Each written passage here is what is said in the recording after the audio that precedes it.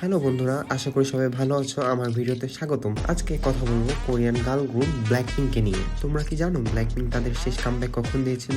সমস্যা নেই, আমি বলে দিচ্ছি।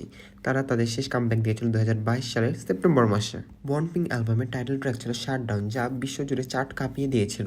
2025 সালে ব্ল্যাকপিঙ্ক পুরোপুরি নিজেদের সোলো অ্যাক্টিভিটিস নিয়ে ব্যস্ত ছিল। জিসু রিলিজ করে তার সোলো অ্যালবাম, তার নাম ছিল অ্যামোরটেস, যেখানে গান ছিল 4টি। জেনি রিলিজ করে তার অ্যালবাম রুবি, যেখানে গান ছিল 15টি। রোজের অ্যালবাম হচ্ছে রোজি, যেখানে গান ছিল 12টি, এবং লিসার অ্যালবাম ছিল অ্যাল্টার ইগো, যেখানে গান ছিল 12টি। দীর্ঘ 3 বছর পর ব্ল্যাকপিঙ্ক আবার নতুন গ্রুপ মিউজিক নিয়ে চলে এসেছে।